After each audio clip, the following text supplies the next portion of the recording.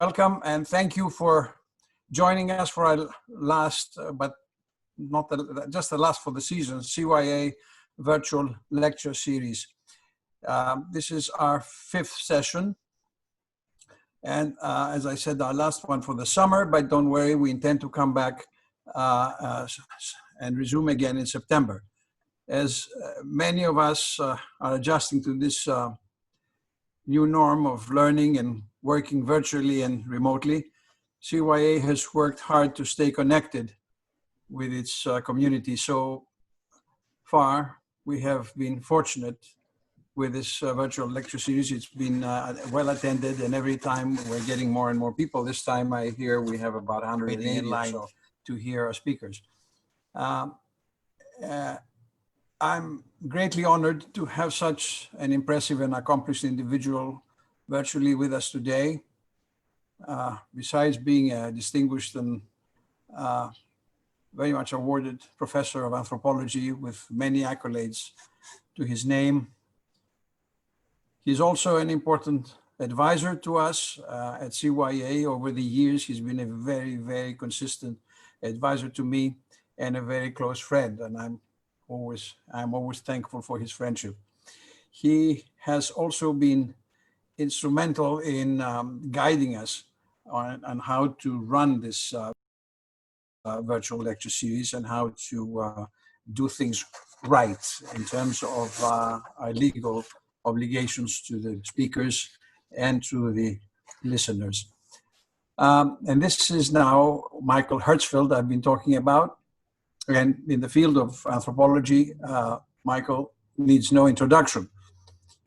He is the Ernest E. Monrad Research Professor of the Social Sciences in the Department of Anthropology at Harvard University. And he is the former and founding director of the Thai Studies program at Harvard University's Asian Center. I tried to navigate through the very many degrees Michael has earned over his career, career as a student and researcher. And I think I'll have it right if I say that he was educated at the universities of Cambridge, first of all, where he got his BA in archaeology and anthropology. Then he got his MMA at the University of Birmingham in modern Greek studies, and eventually got a D.Lit there as well. And he got his D.Phil at the University of Oxford in social anthropology. That was in 1976. He holds various honorary degrees, like one from the Université Libre de Bruxelles, and the University of Macedonia in Thessaloniki, and the University of Crete. He is a past winner of the J.I. Staley Prize and the J.B. Don Prize, I don't know if I'm saying that correctly, in the anthropology of art, and the Rivers Memorial Medal. His research interests include social theory, history of anthropology, social poetics, politics of history, and heritage, artisanship, and of course, Europe, particularly Greece, Italy, and lately, Thailand. Michael is author of 11 books and is the producer of 2 films about Rome, and is currently working on 2 films about Bangkok. His topic today is Stereotypes and Realities, Reflections from Rural Greece. So, είναι κάνει σύντακνε, θα μας μιλήσεις κριτικά σε λίγο, να εφρανθεί η καρδιά μας. Άμα θέλεις, κοπέλι μου, έτσι μπορώ να ρωσονάρω. Μα θαρώ πως τσιανίζα κατέει πράγμα, μου δεν δώσε. Είναι τα κριτικά γίνεται. Okay. That's, imagine, it's difficult for me to follow, let alone what okay, Michael will be joined virtually by CYA Professor of Anthropology Aimee Placas, who will introduce the subject and channel questions at the end. Aimee, who is coming to us live via Zoom from Zakynthos, one of those lucky people who have escaped Athens and is having a nice time on a Greek island, holds a PhD in anthropology from Rice University. And she has presented and published on issues related to anthropology of money, consumer credit, consumption, kinship, and gender and sexuality. She has recently co-edited the volume Living Under Austerity, Greek Society in Crisis, and has forthcoming pieces related to the impact of financialization process on Greek households, as well as on ethical and pedagogical issues related to teaching anthropology in a study abroad context, like the context provided by CYA. She is teaching, normally speaking, when we have students who are not prevented by COVID to come to us. She teaches 4 courses at CYA. And I'm informed that today, as she's sitting there in Zante, she's surrounded by 2 more faculty of CYA, and that is her husband, Yanis Karavas, and Steve Diamond, whom I'm seeing somewhere here. So before I pass it on to Aimee, I just want to repeat again what Michael has told me to say every time, that I remind you that this session is being recorded and it will be archived for future use. So anybody who does not want to be recorded, please turn off your video cameras. Aimee, take it away. Thank you so much, Mr. Phil.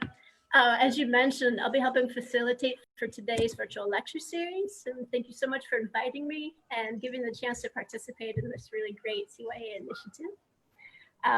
So we're all in for a treat this evening. I'm sure that many people tuned in here are already aware of Dr. Herzfeld's work and the fact that it's always ethnographically rich and dense and powerful, and that he also brings to it these commitments to longitudinal work and to comparative work that are rare and incredibly productive for thinking about social structures and understanding their dynamic aspects and how they work across time and space. And he's also bringing this depth of experience to analysis of contemporary social issues. So for me, his work consistently reminds me just how crucial anthropological concepts are to understanding current events and social changes and resultant inequalities that come up. So as such, I'm very much looking forward to this talk, as I'm sure you all are.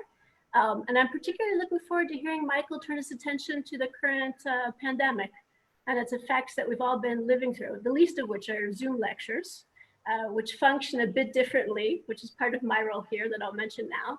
So for everybody who's watching in Zoom, you can submit your questions using the chat box in Zoom at any point during the talk. You don't need to work towards the end, wait to the end.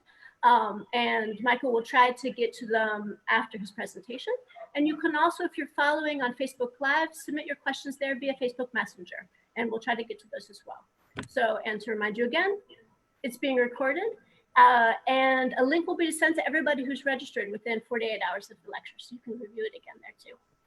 So without further ado, I pass the mic to Michael for his presentation, Stereotypes and Realities, Reflections from Rural Greece. Thank you very much, Aimee, and thank you, Alexi. It's actually, for me, a very special moment to be able to do this, because CYA has been a home to me. In fact, there are 3 things I really want to say about CYA in ascending order.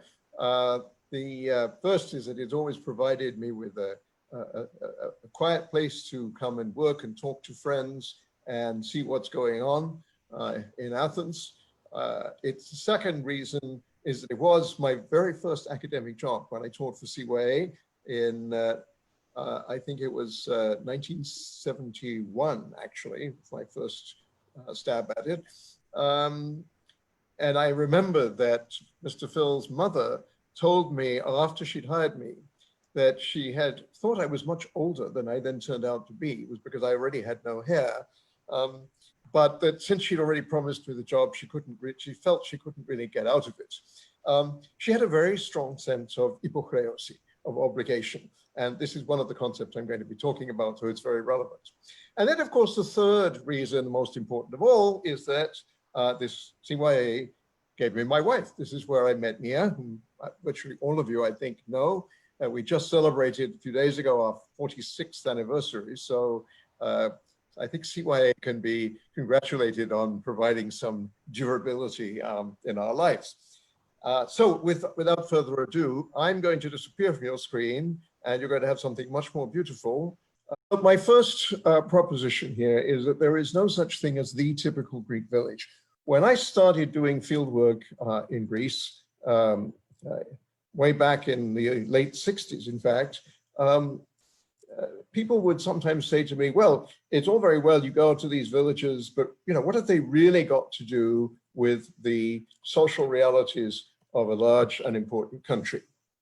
And my response to that was, I'm not trying to do anything typical. There is no such thing as a typical Greek village. What I found by 1974, when I first ended up there, is that there are some places that embody in an extreme form what actually you realize after a while you have already experienced in sophisticated urban and urbane society in Athens or Thessaloniki, but in heavily disguised form, because obviously people in cities are absorbing all sorts of cultural influences that are much stronger and much more immediate than they are for people in the villages. This is not a hard and fast distinction, but if you really want to understand some of the things that you sometimes find a bit puzzling about the society at a national level, there's no better way than to go to some village that looks totally eccentric. And by sheer chance, that's where I ended up. The village, which I for many years called Glendi, I now have identified by its own name, because since the fracas with the Greek National Police in 2007, the name of the village has been on everybody's lips. So in case you are still wondering, it is Zoniana that I'm going to be talking about. Now, all Greek villages share certain values with the rest of the country. The terms that appear in the early ethnographies, like the one, for example, by former CYA trustee and advisor Ernest E, the late Ernest E, or my own advisor, the late John Campbell, all of these notions that are often just translated as honor, shame, obligation, respect, and so on. These are shared, but they vary a lot from place to place. Now, as an anthropologist, my job is not to try to do salvage anthropology, to preserve the past. It's not to pass judgment, but it's to arrive at some kind of cultural understanding. And so in all of my work, what I've tried to do is ask myself the question, how does this help me? Even though this place is quite eccentric, how did it help me understand the larger national pattern? And that's also interesting because some of the stereotypes that people in Athens, for example, hold about a place like Zoniana are exactly understandable because we know something about the values that these sophisticated Greek viewers bring to that question. I'm going to talk about, towards the end of the talk, essentially 4 topics that are actually somewhat related. One of the things that I have been very concerned about in recent years is that although I've been seen as very much of a critic of Greek nationalism and some of the Greek official attitudes, for example, minority politics and so on, nonetheless, there are some things for which I think Greece has been very unfairly castigated. I think it's a major achievement that democracy was restored so quickly after the fall of the colonels in 1974. And I attribute a lot of that to Constantine Karamanlis the Elder. But there was a national ingathering that made it possible. And in fact, when Barack Obama, when he celebrated the foundation of democracy on Greek soil in his visit to Athens at the end of his presidency, I couldn't help thinking, Mr. Obama, you've got it slightly wrong. Greece really gave democracy to the world in 1981 when an opposition party that was not favored by the United States won a clean and fair election. And that was a major achievement. Even if you hated PASOK or Papandreou. It was a major achievement that an opposition could win, because Karamanlis himself had said that the acid test of democracy is indeed when the opposition wins an election. The second is, of course, the remarkable achievement, I think, of Greece in dealing with COVID-19. As I sit here in the third most afflicted state in the United States, admittedly right here in Cambridge, Massachusetts, we're doing rather better, but still, and I look at how well Greece handled the situation. When foreigners laugh at Greek inefficiency, what they're forgetting is that it's paired with an ability to do things at the last minute. And here I think of the role of the katafertis, the fix-it, the Mr. Fix-it, part of Greek culture, which I think has been a very important factor in being able to make quick decisions about how to deal with COVID-19 and to continue to make those decisions as it flares up here and there. And then the other two elements have to do with social solidarity. Greece has always been described as an incredibly agonistic society, places where people are always in your face and fighting, and that can be true, especially in a village like Zoniana.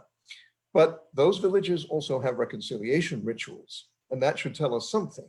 It's also interesting, therefore, that at the moment when many Greeks still feel very defensive in relation to the European Union, the IMF, and especially to Germany, especially, of course, during the time when Schäuble was still German Minister of Finance, they came together, and they came together in very dramatic ways. And some of that, in spite of the existence of Golden Dawn, some of that was strongly anti-racist as well. So there was solidarity internally, but also solidarity with outsiders. So we have three sets of themes, really, that relate to each other. Agonistics, yes.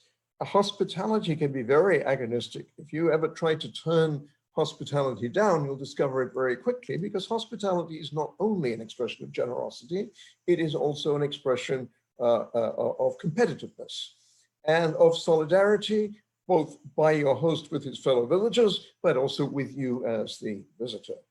And so in all of the philoxenia of the hospitality, there is the egoismos of the host. If you refuse his hospitality, his egoismos will be hurt. And there is a sense of solidarity that I think can also, as the Greek anthropologist Katerina Rozakou has especially shown in recent work, is directly related to ideas about hospitality. So we shouldn't be starry-eyed about this. This is hospitality that is both generous and a kind of control. Second set of categories, which here I'm speaking to Aimee's specialty, the notion of debt. But it was my advisor, actually, John Campbell, who put the notion of hypoχρέωση on the anthropological map. Greeks, as he and others have pointed out, don't like being under other people. They don't like to be υπάλληλοι, employees, literally in Greek, people under other people. And so they try to make arrangements that make them look independent and get them respect. And the worst thing that can happen to somebody is to be in debt. So of course, when the whole country is in debt, there is a huge reaction, and we will see that. It offends what has been a very localized notion, that is the notion of philotimo. And I'd like to just say as an aside here that when I first talked to Mr. Phil I, the father of the present Mr. Phil, about this notion of philotimo, he said something very wise that I didn't fully appreciate at the time. He said, well, as a school teacher, I know that philotimo means when the kids behave well. In the end, that helped me to understand that philotimo is not well translated as honor. That sounds too old-fashioned. It is the ability to live up to the social expectations of whatever environment you're in. And that, again, is something that makes Greeks very adaptable, which perhaps in part is related to the huge Greek diaspora and its need to adapt culturally. And then thirdly, there's the Mr. Fix-It phenomenon, the katafertis. Too many times, I think, we hear about the corruption of Greece, but Greece has always had to deal with patronage, whether it's the patronage of powerful politicians, especially the more conservative parties, or the patronage of powerful countries. And let us not forget that when Germany accused Greece of being corrupt as an excuse for laying very stringent austerity rules down, they very carefully overlooked the fact that the 4 major corruption scandals in Greece all involved German companies. Siemens twice, and Siemens had similar problems in other countries, by the way. The Daimler car company, and most interesting of all, Deutsche Bahn, which is after all part of the German government, which managed to use some kind of local connections to get a special deal on the airport, the airport railroad construction for the Olympics in 2004. So what's all this got to do with the kind of people I studied in Zonyana? There are some of them from the original publications. My argument is that social values persist, but their forms change. And so we have to look at comparatively, as Aimee was saying in an introductory comment, we have to look comparatively at how those values play out in the village and in the urban society. Now, here's hospitality, and you can see this was a much younger me. The hospitality does have a certain element of coercion in it. And by the way, those knives are used for other more sinister purposes when quarrels arise. So I obviously had to do as I was told.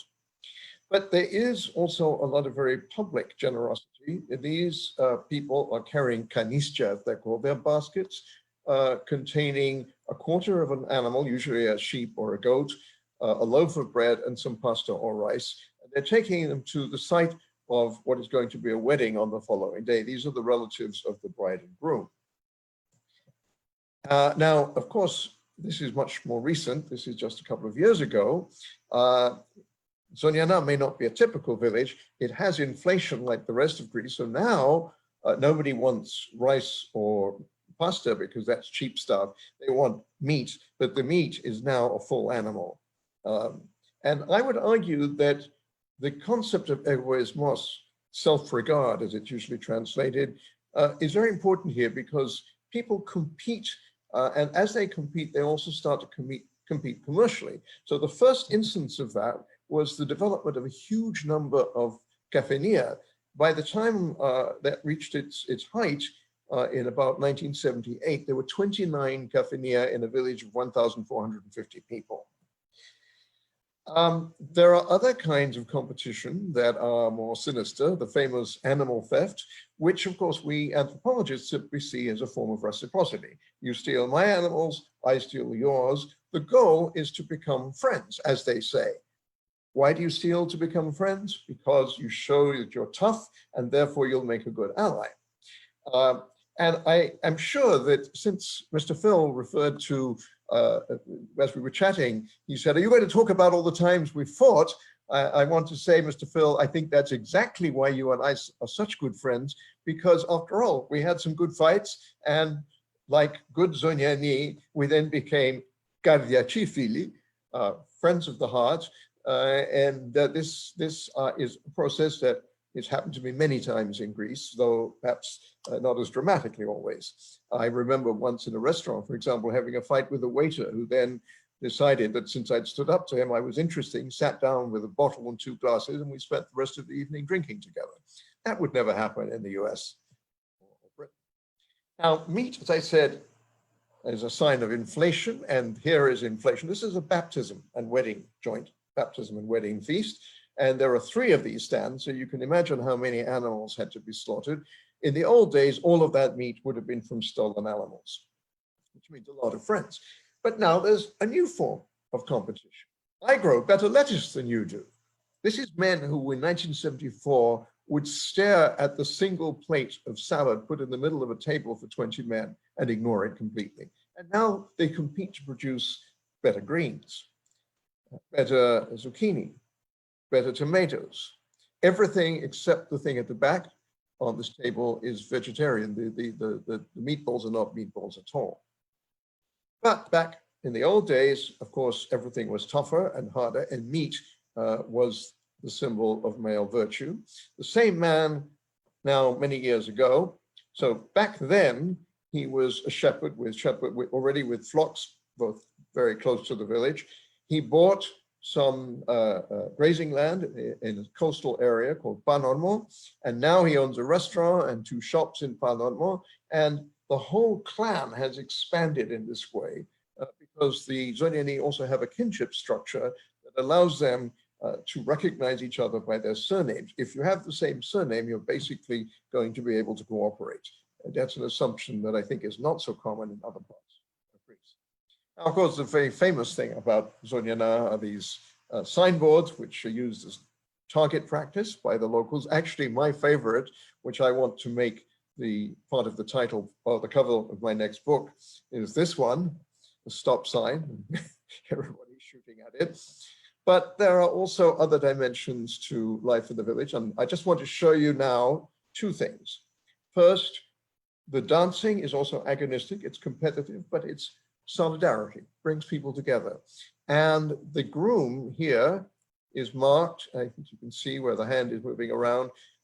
He has a third of the way across, if you haven't spotted him yet, he has a bag on his back, which is the bag woven by the bride for him and 12 of his male relatives in the male line, but his special because it has gold thread in it. He's going by every table and toasting with every person at the feast. So let's just look at this for a moment.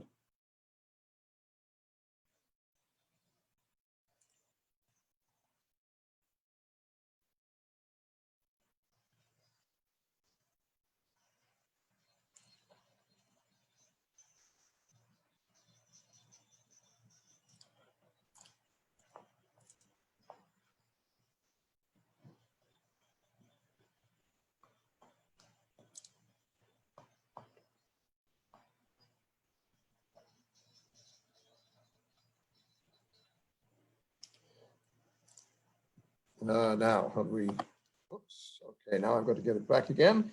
It might take a second. Excellent. So now we move to Athens, and now you see that things are interestingly similar, that we have an agonistic display, people raising their fists in defense of their interests, because they do not consider that a Germany, a European Union that has yet to think about the importance of getting restitution to Greece of the damage done by Germany under the Nazis in World War II. They feel that this debt was imposed entirely for the benefit of Western European commercial interests, which is probably true. And so they're saying, we don't owe, we don't sell, and we don't pay. And you could almost imagine Kazantzakis and adding the final line, "Είμαστε ελεύθεροι," we are free. We do not leave if they don't leave. And then who doesn't leave? Government, the Troika, and the debt. And in order to stand up to this problem, people were selling off their personal ornaments, especially gold. So these kinds of signs for the buying of gold proliferated in Athens after about 2009. You'd see them before, but they became much commoner. Part of the tragedy was people had to sell off their personal heirlooms in order just to survive. No house in the hands of bankers, this in front of the Greek Parliament, and graffiti everywhere. Now, I took this graffito from Exarchia, and I wanted to mention Exarchia particularly because Exarchia is treated by the police as a no-go zone. Everybody in Athens will tell you, it's so unsafe to go there, it's so dangerous. This is a bourgeois fantasy because in fact, it's probably one of the safer places in Athens. I was mugged in 2011, I think it was, very close to the school, Kalimarmaro. But I walked through Exarchia day and night. Yes, you see a lot of graffiti, you see a lot of rather weird looking people. There are certainly drug addicts, but where are there not in any modern city today? But people are looking out and will intervene if there's trouble. And there's a very strong anti-fascist sentiment, which you see nicely expressed, I think, in this graffito. Back to the demonstrations. This was actually very close to the school. Some of you will recognize San Vasileus Constantino. And actually, I think it was somewhere else, but also this refusal of, first of all, in the previous one, recognition that both foreign and Greek interests were holding Greece to ransom, and we will not be humbled. We will not be put down. So that's the end of the slideshow. And so I'm now going to stop the share and come back and wrap up with a couple of very quick words to give Amy a chance to say something. And I'm sorry again about the technical problem at the beginning.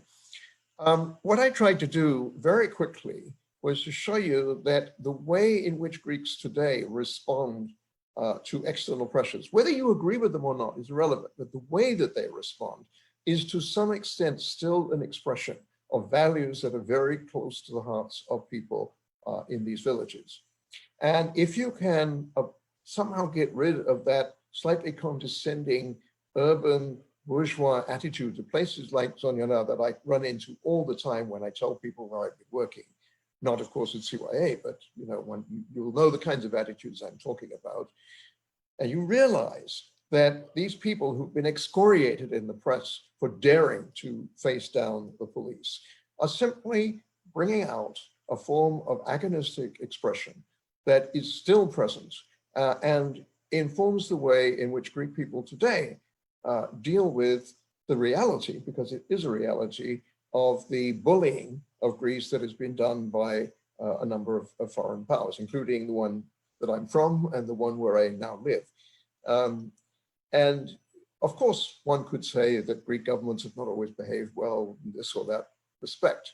But if we're going to understand the public reaction to the sorts of essentially financial blackmail, and also understand how it is that a government was able to improvise a response as amazingly fast as the present government did to the COVID situation, and very impressive to watch.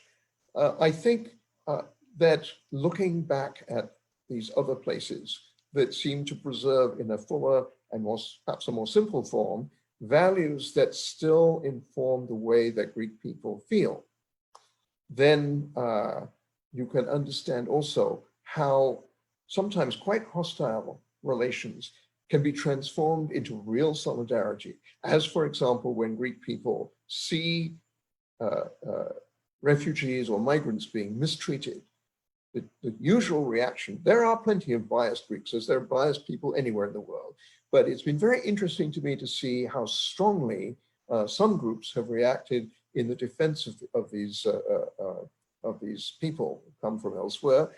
And it seems to me that that too is part of the nexus of ideas about hospitality, generosity, and yes, agonism, because dignity in Greece means standing up for yourself. And standing up for yourself in Greece also means standing up for others. So I'm going to leave it there. I know that some of it's quite tendentious, so that will give Amy a chance to have a go at me. Agonistically, I trust. Thank you. Thank you, Michael. I'm sure that everybody found that as fun and intriguing and provoking of thoughts as I did. You know, the village, the idea of the village, the ideology, the romanticized idyllic, the vilified and backwards aspect of it is something that anthropologists in Greece have been unpacking over the past decades in very different ways, including in your work. And it's really satisfying to see the way that you turn your hand to it here and you collapse the space between exotic, particularly in the way that it's been presented to us in the news and videos and very exciting images of danger and violence, and the cultural logics of the village that are packed into that. And you remove the space that exists between that and the much more familiar logics, perhaps for most of this audience at least, of things like solidarity movements in Greece, or political activity associated with actions regarding austerity or things that we see in the Exarchia mentioned.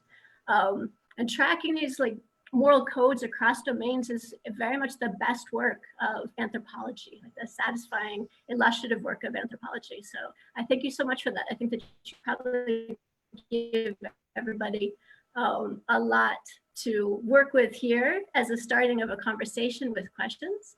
I'm already having questions come up, so I can perhaps start to pose these to you now and we can have a conversation through them.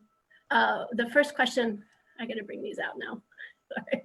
The first question is posed from Stephen Fay to everybody, or to you, sorry, rather. How did the Greek government respond to COVID-19, and what was the strategy there? Well, it seemed to me that their strategy was, first of all, to move very quickly and very strictly. Now, you know, the conventional view would have it the Greeks are undisciplined, and therefore they would not take to this kind of control. But in fact, at least for a while, they accepted it, I think, seeing that strong leadership at that moment, this is, by the way, not a plea, even though Mr. Mitsotakis is from Crete, I'm not particularly enamored of his politics, but in this particular matter, what I think Greeks were looking for was what, in fact, in the United States and the United Kingdom we have not had, which is real leadership. Somebody to stand up and say, okay, you may disagree with me, but this is how I'm going to do it. This is the fix. And so making very strict rules about quarantine, and then also being aware that as the rules began to relax, you now have to be ready to jump in and move quickly when the virus reappears in different spots. And that's, again, something that we have not been seeing in the US, where governors, having opened up, have been far too passive about reimposing the restrictions the minute something appears. So I think the fact is that Greek people who may hate him for doing it, nonetheless understand this is the way of dealing with an emergency. You fix it in the way that with the tools you have to hand at that moment. This reminds me of some of your work on Slovenia, where it clearly connects to what we see as a stereotype about Greece in the European context of that there's a resistance to authority. And your work clearly shows that the actions there are not resistance to authority, but are a very clear moral framework to evaluating authority and its legitimacy or not. And I think that perhaps this is a moment to think about that in terms of you sort of talk about how they evaluate the authority of the state and resist that authority. But here we see other kinds of authorities being morally evaluated: scientific moral authority, medical moral authority. And these are being interpreted in quite different ways in how they interact with the state. It's not resistance, but evaluation, perhaps. You know, I think, yeah. No, I think that's right. You know, what always struck me in Zonyana was how unbelievably judicious people would be, men and women alike. Women actually, in some ways, perhaps more so, because they were able, because of their different social position, they were sometimes able to introduce nuance that men couldn't afford to introduce. But this also has to do with the fact that in the village, yes, there are terrible fights when people really disagree to the point where they lose their tempers and they pull out their weapons and so on. But there are equally strong counterbalances. There are these so-called sasmi, these rituals of reconciliation, which are often misunderstood. They I think, are the solidary side of the same society. So yes, I think that what tends to happen in the US, for example, is that judgments are made categorically. Whereas my sense is that in Greece, judgments will be made very much more on the basis of the needs of the moment. And this, in the COVID situation, that was ideal. There's another great question that connects to this from Miki Prent, who asks if you consider these values and expressions typically Greek, or do you see that they transgress national boundaries? I think they are found in many places in different combinations. I've never been one to support the idea of what's sometimes called methodological nationalism, meaning that everything is typical of a country and those things are not found anywhere else. Just as I've been against the idea of talking about a Mediterranean culture area, because a lot of the things that we think of as typically Mediterranean are found in India and Pakistan and North Africa, South Africa even, and so on. And think of the Mediterranean diet and then think of some of those pictures I showed you. And that would certainly make nonsense of that. At the same time, it would be bizarre if over a long period of time, and especially since the formation of the nation state and essentially the adoption of a uniform national language, and after all, Greece in that sense is quite unusually successful at having unified all its different parts very quickly. You know, that I think does create a certain sense that this particular combination of values is most recognizable in Greece. But we've seen some very similar things happening in Italy, for example, where again, the ability to move quickly in different places, it's filtered through a different political system. It's been slower in Italy, I think, but it's been happening there. I also don't think you see quite the same extremes of transforming a negative reciprocity like theft into a positive one, whereas it runs all through the Greek ethnographies. In Campbell's ethnography, we learn that mutually hostile families are the ones that contract marriages with each other. But then we remember that this was also common practice amongst the great European dynasties, you know, in early modern times. So it seems to me that rather than simply saying this is Greek or it isn't Greek, would say we find a lot of this in Greece. And if we look at the way these villagers respond, then we understand better how the country as a whole seems to be responding. And I think that the other part of that, you hinted at that, is the stereotypes. Of course, people in the cities have very strange stereotypes about, and that was fed in part by deliberate government propaganda at one point, because they wanted to justify the commando raid on the village.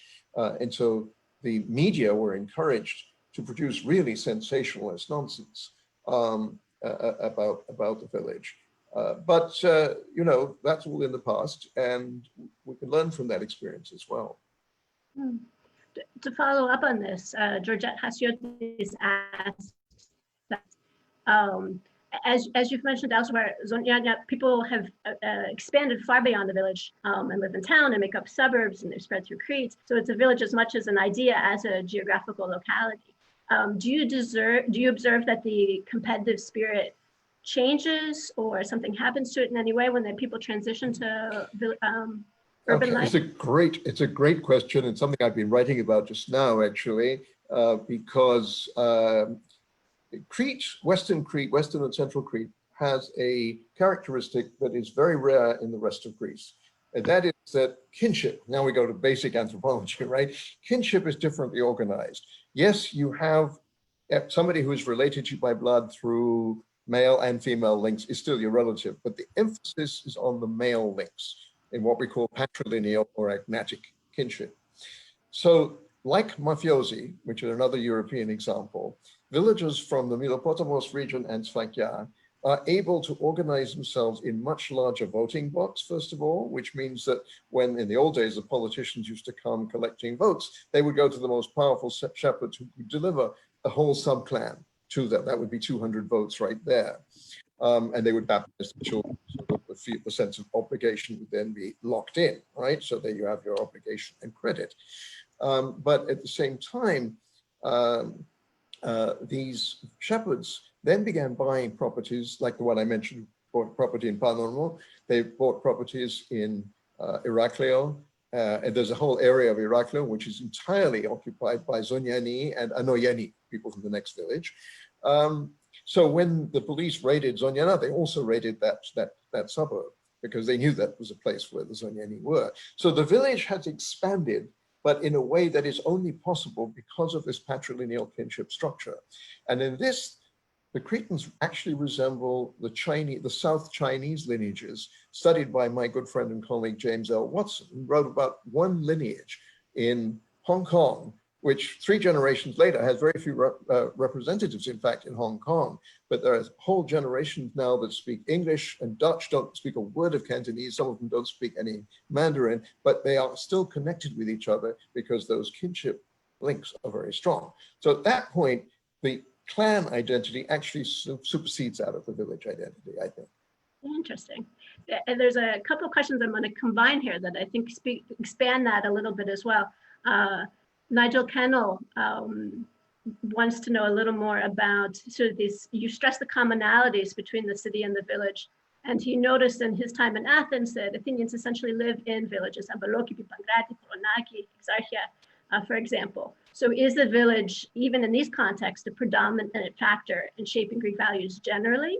And perhaps maybe helping with that too, Alexander Strecker asks, what do we do with someone like Mitsotakis, who lived in Paris, educated at Athens College, Harvard, Stanford, Harvard Business? How does that person become someone who the village spirit finds expression within?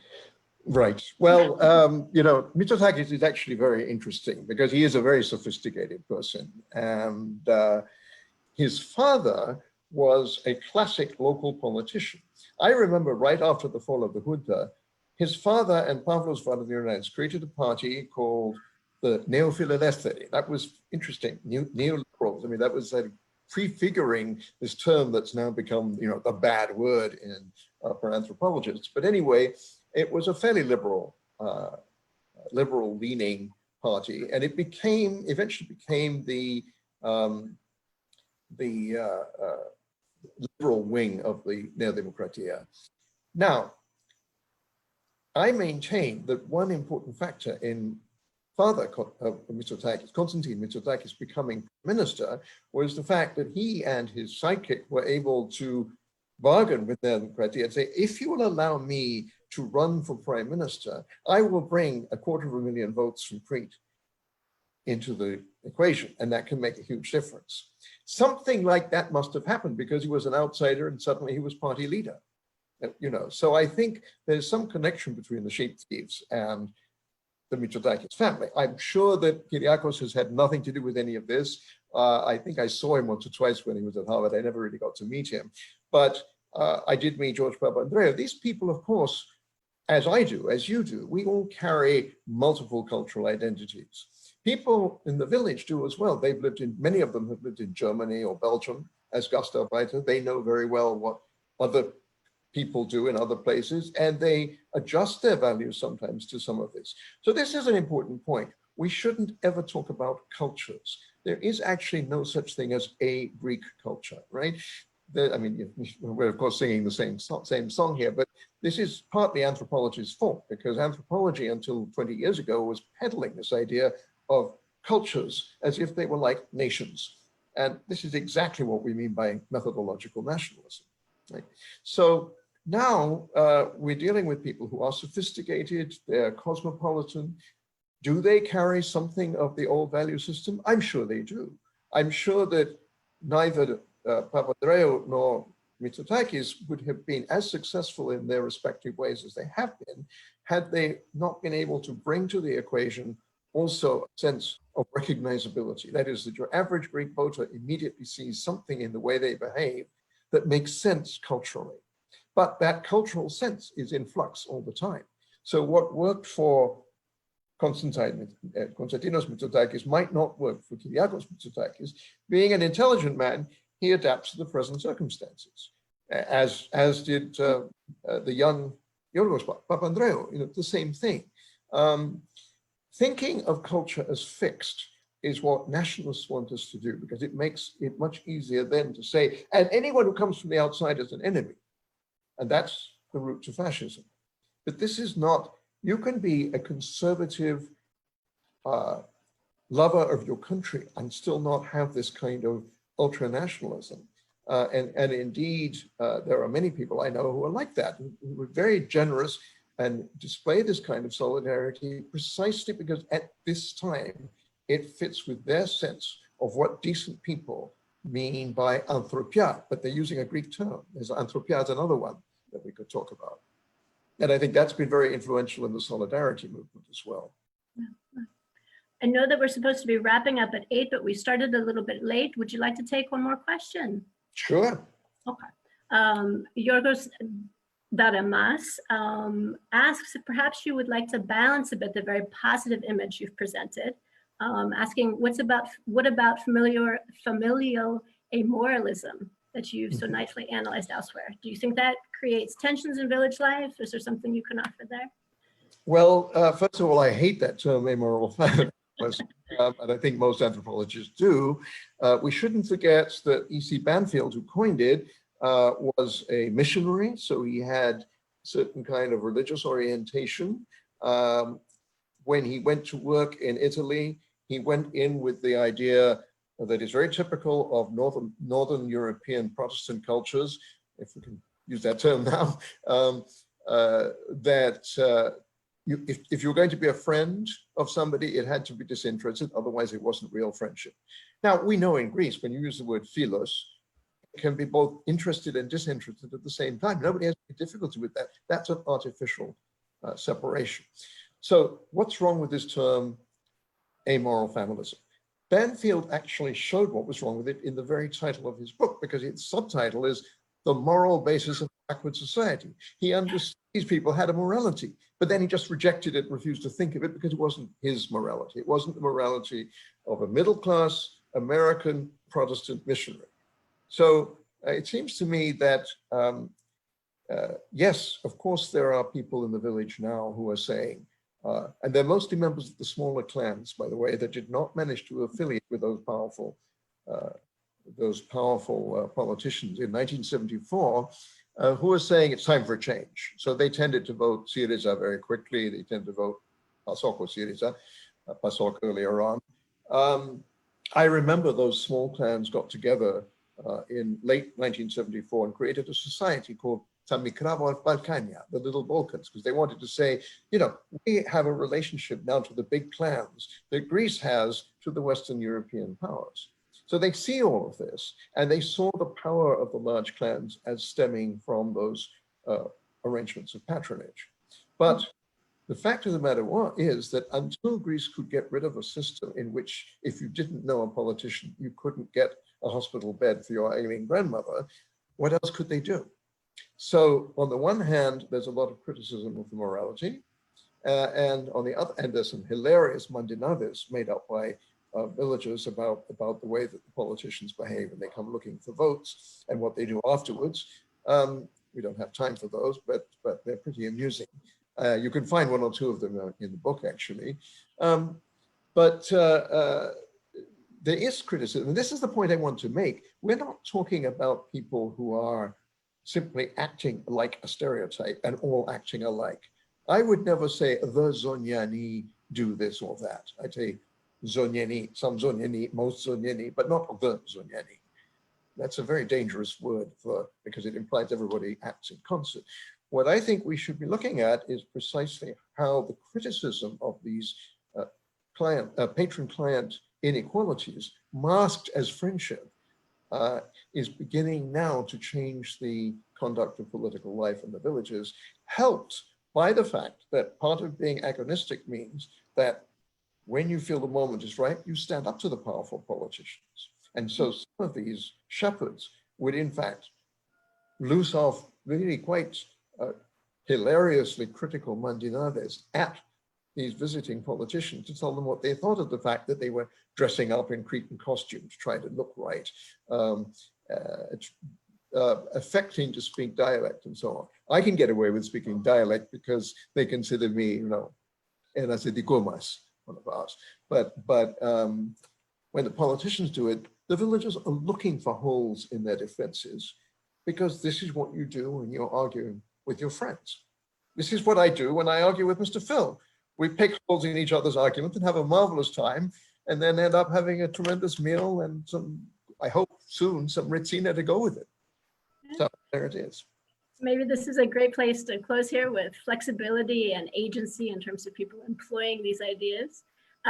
Thank you so much to everybody for all of the questions and comments. And thank you, Michael, so much for this really informative and fun session.